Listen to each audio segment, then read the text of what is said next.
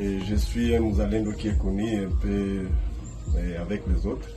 Et nous sommes aussi égaux parce que chaque Mouzalendo de la RDC est égal à un autre. Moi, je suis au même niveau, au même titre que d'autres Wazalendo du Congo. Et c'est la raison pour laquelle nous combattons tous, nous sommes dans le même lutte de combattre notre ennemi qui est les Rwandais avec leurs alliés qui nous agressent depuis longtemps. Nous avons presque 30 ans avec, dans une situation d'agression. Et nous voulons que tout le monde, ou le monde entier, sache que nous sommes là, nous sommes dans un combat uni, un combat qui est digne parce que tous les Congolais est appelé et sans vraiment hésitation. Il est là pour combattre, pour soutenir et protéger notre pays. Il n'y a pas une personne qui est vrai Congolais qu'on peut forcer pour protéger son pays. Ici, j'aimerais que tout le monde le sache, les Tutsis doivent le savoir, et les Banyamulenge et d'autres communautés, sans exception. Et celui qui ne sera pas avec nous pour protéger notre pays, et justement, il est contre nous, et il sera comme un ennemi et il doit être contre, s'il est contre notre orientation de protéger notre pays, et voilà, il est l'ennemi comme les autres. Nous avons beaucoup de traites qui ont trahi notre pays, et d'autres pays aussi, ils ont des traites de chez eux. Et leurs patriotes de chez eux doivent protéger leur pays en contrecarrant le malfaiteur de leur pays. Nous aussi, comme les Wazalendo de la RDC, nous sommes ici pour protéger notre pays dans l'ensemble. Continuons avec d'autres pays. Et moi, je vais souligner un peu que moi, je suis partisan de l'UDPS. Je suis de la communauté Tutsi. Je suis le président de jeunesse Tutsi de Massissi. Et vous m'avez vu peut-être ici récemment lorsque notre président ici était à Goma. Et je me suis présenté avec notre patriote, Tutsi des jeunes de Massissi. On a été accompagné par d'autres jeunes qui ne sont pas de Massissi, mais on était ensemble. Et tous, nous étions là pour que nous montrions l'exemple et appeler toutes les communautés et tous les jeunes congolais de soutenir notre président. Il nous a dit clairement que les jeunes doivent être prêts à adhérer à notre armée FARDC pour que notre armée soit fortifiée et avoir des formations vraiment qui est à la ligne.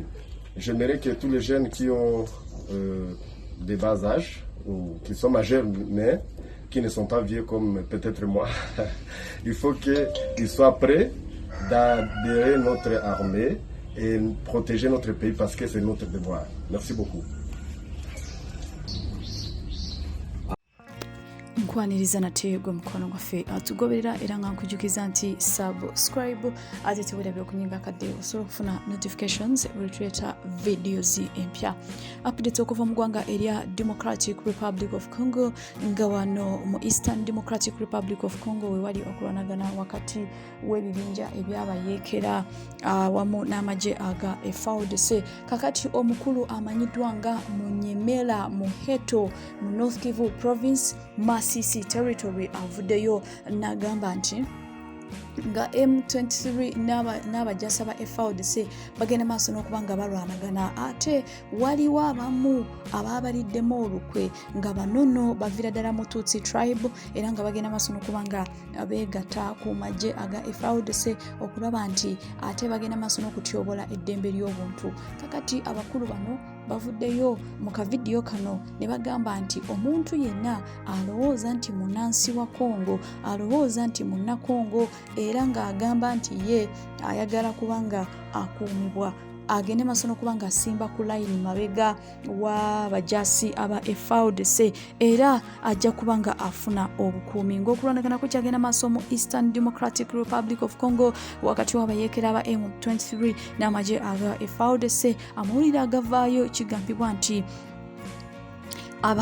abavubuka abawazalendo bagenda maaso n'okubanga abenyigira mu kubanga bayiga abayeekera ba M23 era nga wetwalabyeko abavubuka bano abawazalendo bayingidde ekibira naye nga bayimba kimu bagenda kubanga bayiga abayeekera bano aba M23 ate ku ludda olulala abantu abamu bagenda maaso n'okubanga battibwa bubi nnyo era nga abamu bayigibwa abamu badduka maka gaabwe tebakyamanyiikane mu kibira ate abalala bagenda maaso n'okubanga bagezaako okutaasa obulamu bwabwe. Kakati abakulu bano abalabiseeko mu kavidiyo bagambye nti omuntu yenna ng'alowooza nti munansi wa Congo era ng'agamba nti yeetaaga obukuumi agende maaso n'okubanga awagira amagye aga FARDC era agayimirire mabega wabula omuntu yenna alowooza nti amazima gali nti ye wa M23 ajja kubanga mulabe waabwe era tabeegattako. Kakati okulwanagana kuno kukyagenda maaso mu Democratic Republic of Congo ate mu bitundu ebirala campaigns zigenda maaso nga beetegekera akalulu nga December 2 era nga bajja kubanga balonda president omujja mu ggwanga lino erya Democratic Republic of Congo. President Felix Tshisekedi nga naye ayagala ekisanja ekyokubiri mu ggwanga lino erya Democratic Republic of Congo y'omu ku ba presidential candidates 26 era nga naye ayagala kubanga afuna ekisanja ekirala. President Felix Tshisekedi yasuubiza bannansi n'agamba nti singa bamwongera ekisanja ekyokubiri ajja kukola ekyenjawulo ku mulundi guno ajja kuba president wa njawulo era n'abasuubiza n'agamba nti ebibinja bino ebyaba yeekera ajja kubimalawo mu ggwanga lino erya Democratic Republic of Congo. President Felix Tshisekedi tujjukira bulungi nti yagoba peacekeepers aba United Nations era ng'omukulu ono ng'agamba nti abakulu bano emyaka 2 gye bamaze mu Democratic Republic of Congo tebalina kintu kye bakozeewo okuggyako okubanga ate baabalyamu olukwe ne bakwatagana n'abayeekera abamu. President Felix Tshisekedi yabagoba era abakulu bano aba UN ne basayininga ekiwandiiko nga basiibula Democratic Republic of Congo. Stay tuned and don't forget to subscribe.